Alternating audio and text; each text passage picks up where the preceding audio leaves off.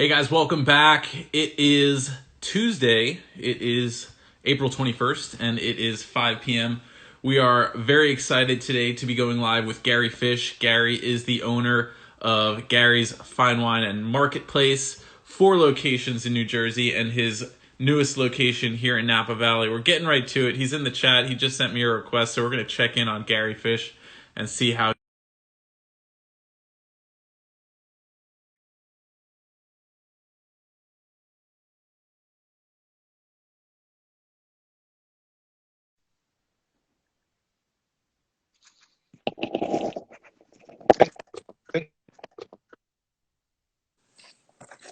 I'm having track it. We're changing technology. Yo, can you hear me? Sorry. Can you hear? Can you hear me all right? No, not yet. Yeah, I can hear. Cool. I can't. Oh, cool. I think we're all set. How are you doing over there? Oh, good. I'm so sorry about that. We tried the No, it's earbuds totally fine. for better sound and it didn't work. It's all good. I got these a couple days ago too, and I've been testing them out, but it's all good either way. So you're in Jersey right now. How are things going? Uh, Good, but I got to tell you, before we start, I was so confused. I got an email, uh, and I saw Psalm and Press interview. Yeah. I'm like, all right, Amanda wants to interview me. Ah. I was so excited. I was like, and then I saw your name. I'm like, what? I'm sorry to disappoint. Busted, yeah. But anyway, I thought I had to get it started. It's all good. I have a great relationship with her. If you want to talk to her, we could probably put something together for you. But I've got you right now, and I'm holding on to you for like 20 minutes because I've got some questions, and I'd You love got to a deal. talk to you. I'm all yours. Cool, man. Well, you're a popular guy around these parts. We were really excited when we heard that you were taking over the space, the old Dean and DeLuca space. So we'll get to that in a little bit, but just want to lay some groundwork. You opened your first store in New Jersey in 1987. How did you first get into wine and initially make your way into retail? Um, to make it as quick as possible, I was a political science major in college with a minor in English, Okay. uh, which is a career for nothing. And my father was a liquor salesman. And if you picture Death of a Salesman, he had the cap, the briefcase. And when I was graduating, he was in his late 60s. And he was a liquor salesman, said, hey, kid, I'm going to retire soon. Do you want to take the run? And I didn't have a job or plan. I'd been drinking for 4 years in college, so I understood alcohol. So I became a liquor salesman, and it was terrible. It was the worst humbling experience of my life. And the first summer, I went to visit a friend in California for vacation. And I was told if you go to Napa, if you visit a winery, then you can write the whole trip off. Uh, so I went and visited. I met Louis Martini. Oh, wow.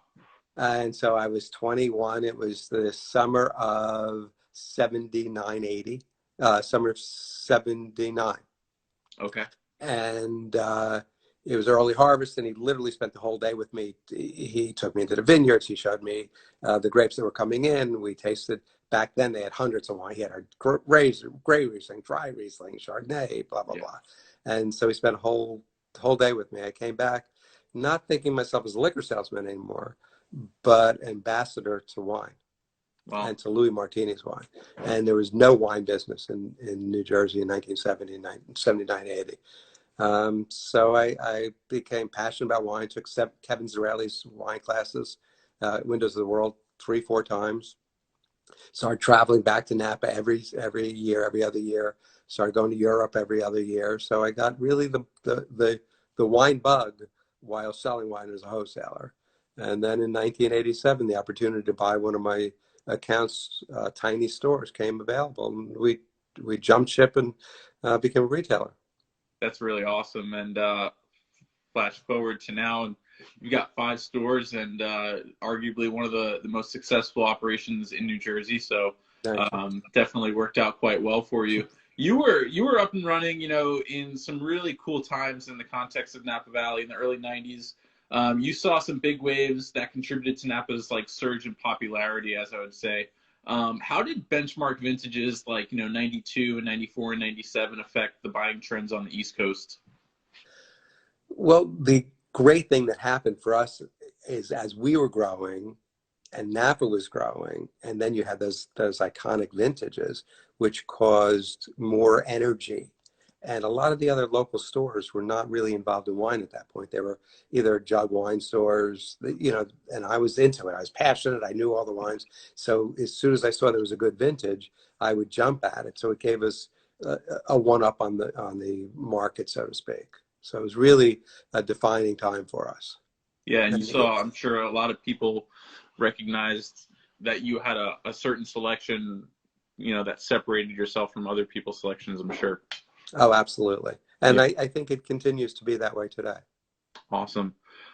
You were also around, obviously, for the rise of the World Wide Web and the transition to web sales as Right. opposed to in-store sales. What percentage of your business was web based before this whole COVID-19 situation that we're in? And what do you think will be the lasting impact as it pertains to web-based sales and mobile application sales for retail? It's interesting, and I don't know. Are we going to call it BC, B19, post 19, post Yeah, C? whatever fits. Yeah. It's interesting. Pre BC, uh, you know, 11%, give or take, of our business was online. Yeah. Uh, and we had a mobile app, and we had 2,000 people sign up for it, probably 3 or 4 uses a day.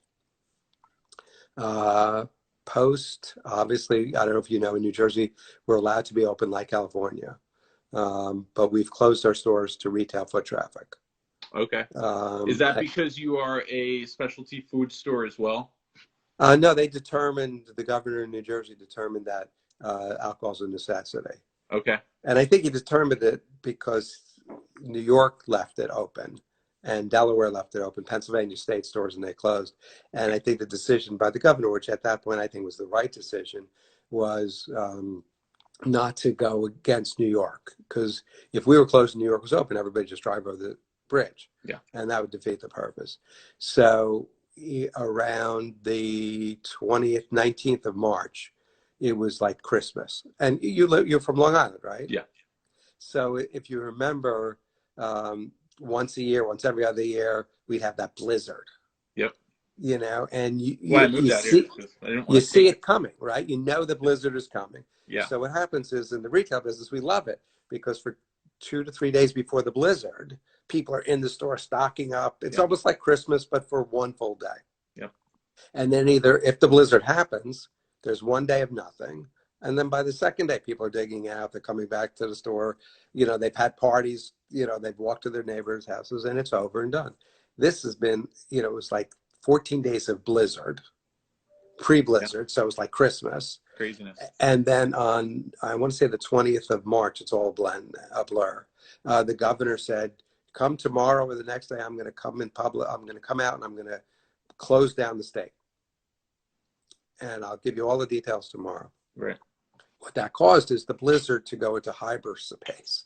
Our stores went crazy, crazier than they were. And I was home quarantining at that point. Because Right. as you know, I've been spending a lot of time between not only Napa and New Jersey, but California and Chicago. Okay. So we thought it would be safest for everybody if I spent 14 days home. I don't know why, but the New Jersey staff thought it was a great idea for me not to come in. And so I was in the middle of that. And so I'm checking with the stores all the time. And on the Friday of the 20th, I got a call from my regional general manager. And he said, Gary, it's out of control. I'm like, what do you mean? Lines to the beer box. And that is in a 13,000 square foot store.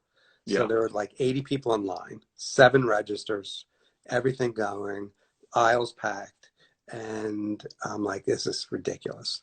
So when we closed Friday night, my wife, Liz, Mike, myself made a decision that we're going to close. We brought in the regional manager and we said, that's it. We're not opening tomorrow. So we didn't give any advance notice.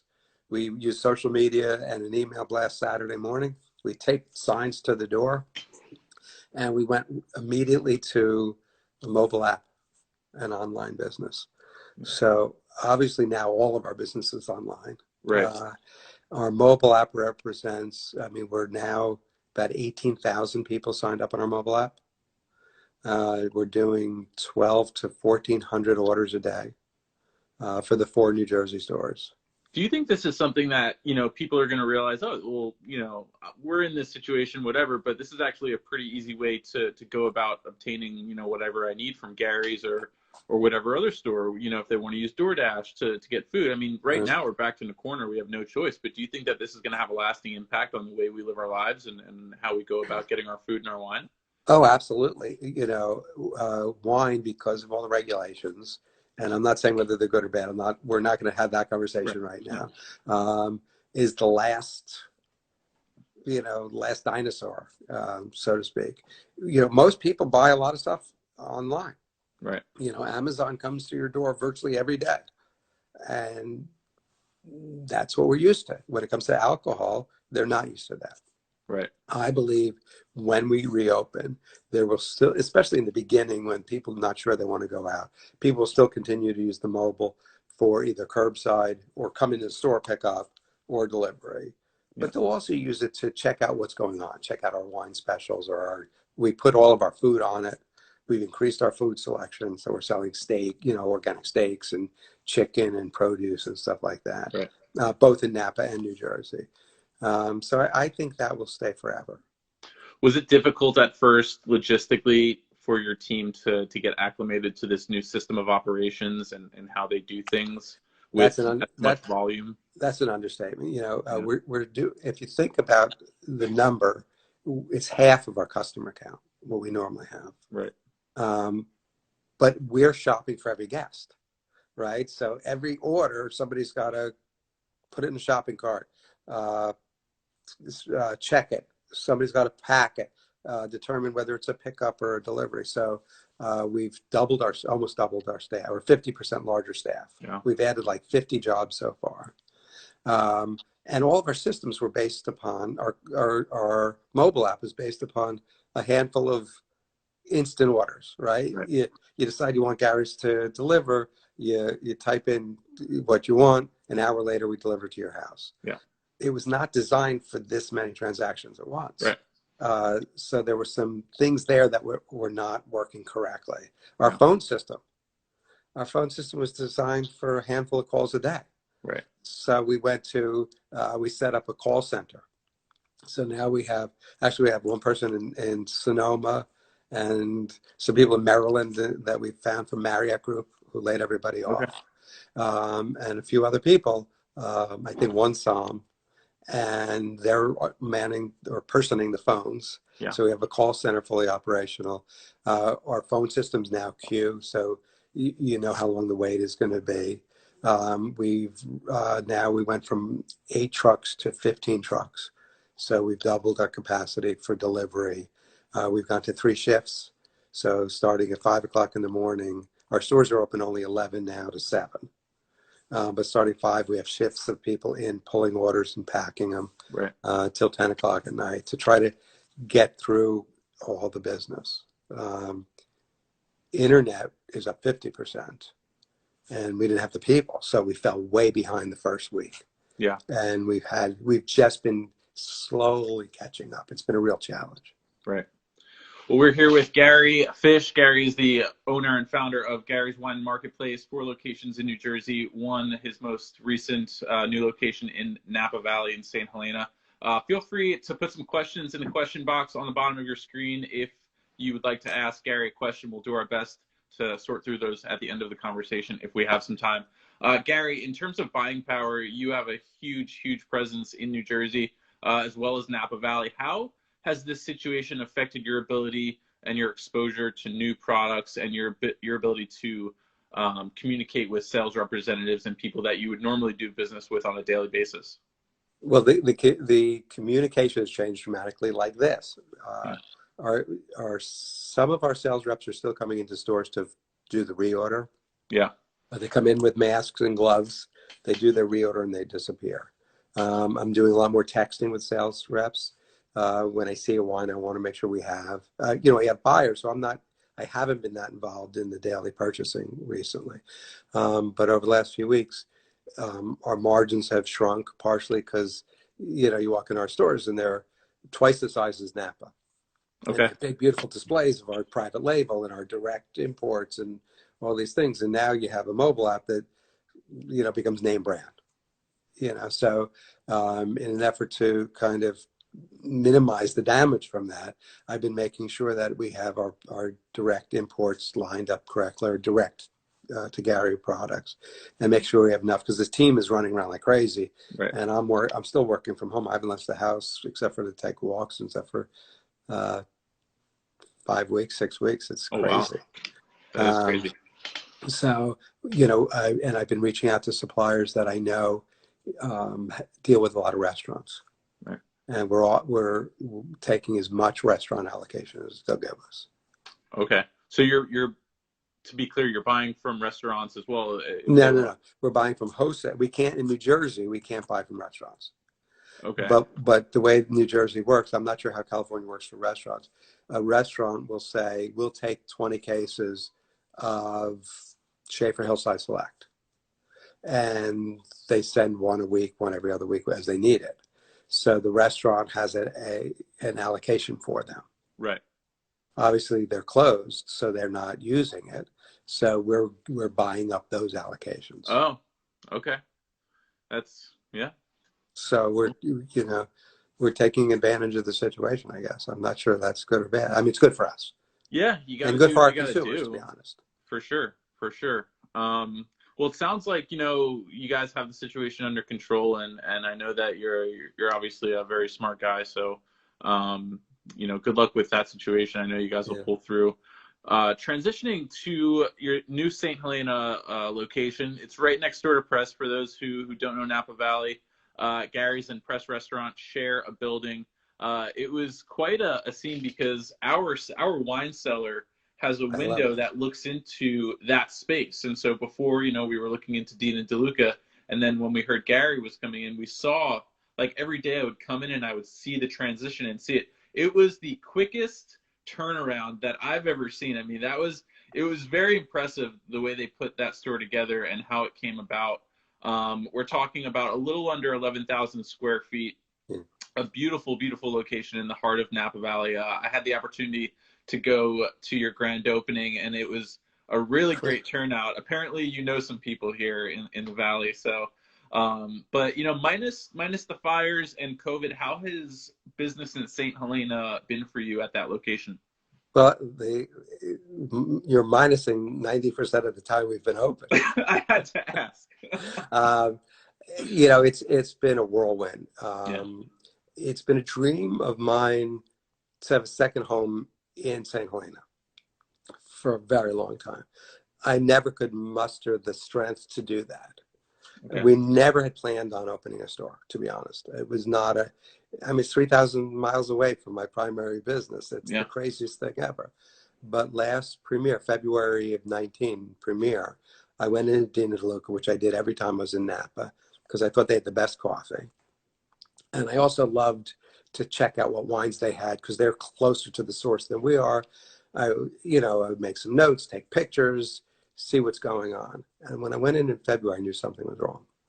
And I kind of went into underground overdrive to try to figure out what was going on. And if something went wrong and they left, that I would be in line. And then, of course, they left, I think, July 4th weekend. Yeah. We got a call right after that. We signed a lease the end of July. I rented a condo the first week of August and just started pushing really hard. So you bought your home after the business was set up? Yeah, so we rented through November. We bought our home, I think, the end of October, beginning of November, right around the time we were opening. Because I think we opened the store. We opened the store. The fire started. We bought a house. I think somewhere in that order. Yeah. But we literally opened 3 days later. Remember, they turned out the power for like 3 days. Yep. So we lost power. We had all the cheese out, so we lost some cheese. Right. We got dry ice. We put it in the refrigerator. We rented a generator. Yep. Power came back on. we restarted, started doing really well. Then the fires came, and then it kind of faded a bit. And then our grand opening, which was the first week of December, it was flattering, it was exhilarating, it was It was a great exciting. day. It was a great day. Um, the who's who of winemakers and wine owners and just vineyard managers and vineyard, everybody was there. It was Yeah. a great deal of fun. We sold an enormous amount of product, Yep. and it like jump started the season. Christmas was great. Hmm. January was January, from what I could see around the world, and Napa's no different. It's not the best month. Right. And February really started cranking again. And then everything started to fall apart. And when they closed the wineries is when we went to $500 a day in business for a Yeah. couple of days, which is not very sustainable. And we pivoted like we did in New Jersey to online, and we're doing local delivery, we're doing pickup. Like you guys, we went to a much smaller menu, a couple options a day. And then we started going after the local wineries that we're friends with and saying, it's almost like, brother, can you spare a dime?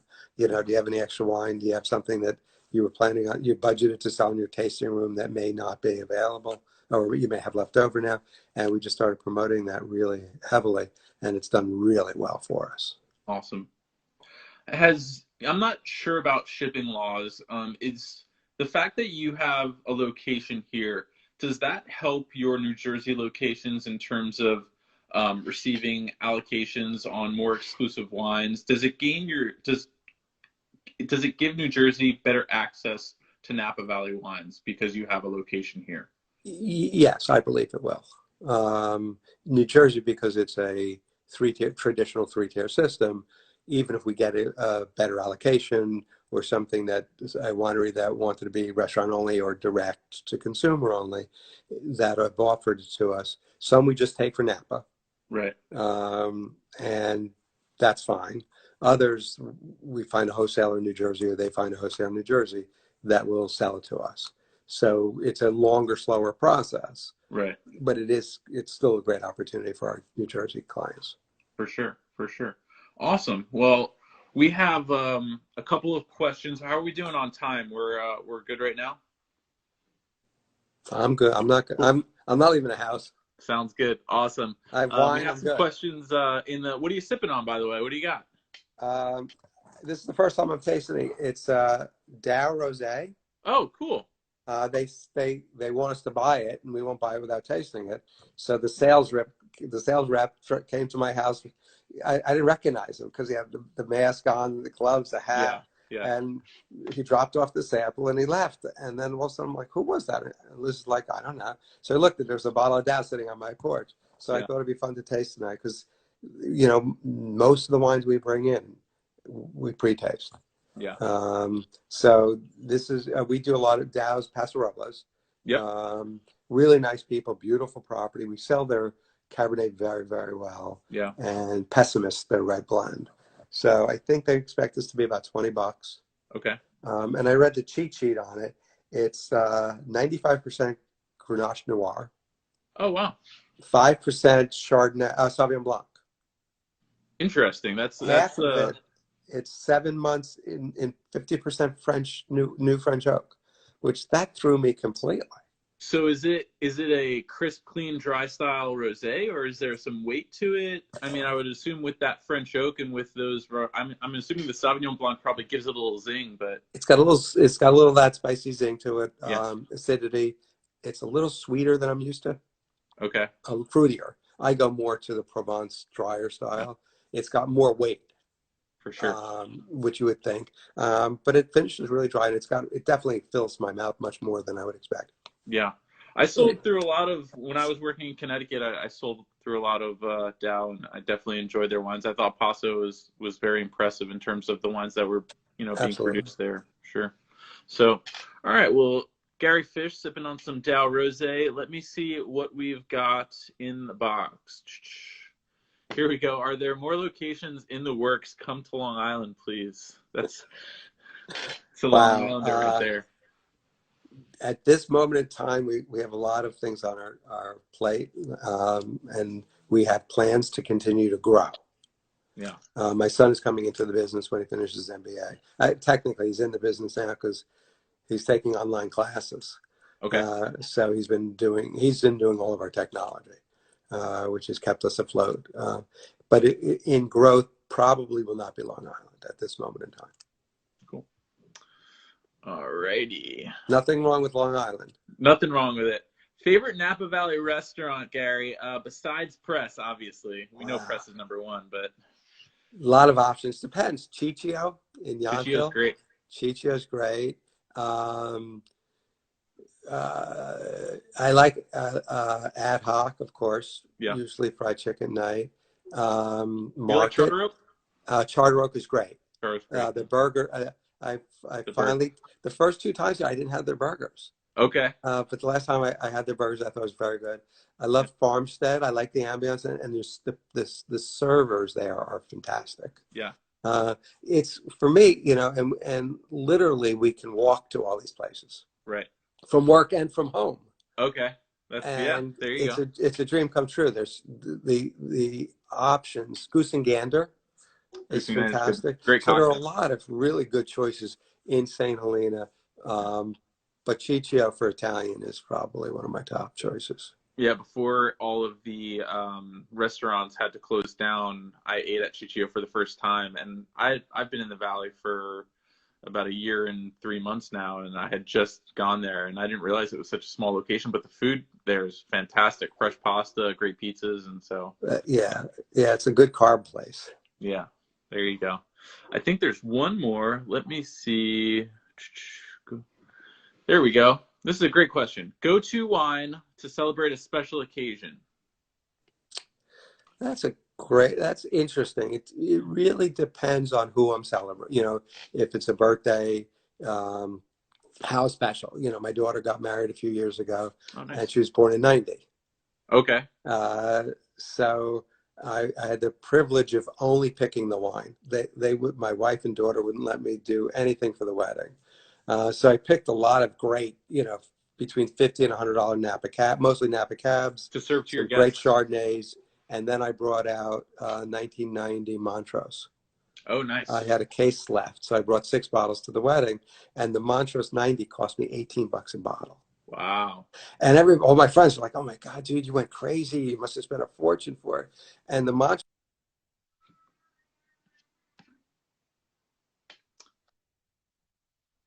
Because all that, and that was so in that regard. Otherwise, if I don't want to think about wine and I want to just drink, it's Napa Valley Cabernet, and cool. And then it really depends on the quality of the people I'm with, whether I'll drink good wine no matter what.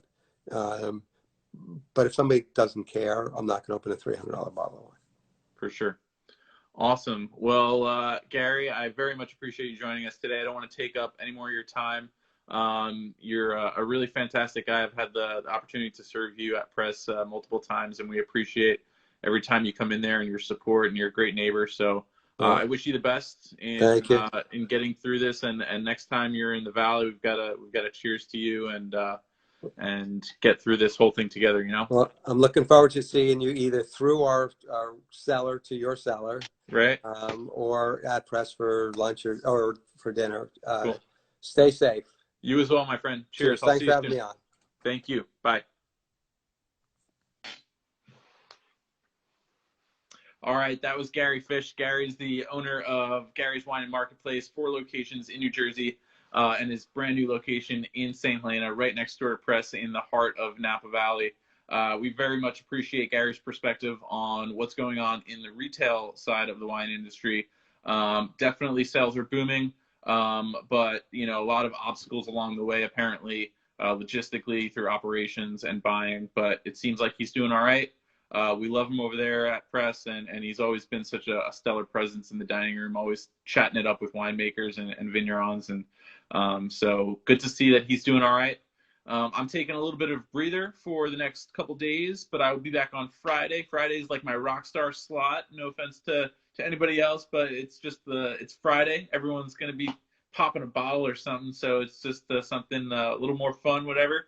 But I look forward to seeing everyone there. Friday, 5 p.m. We'll have a vintner in. He's actually at the base of Pritchard Hill. So if that gives you any indication as to who he is. But thank you guys for joining. I appreciate your support. Stay safe, stay healthy, drink something delicious. All right, cheers.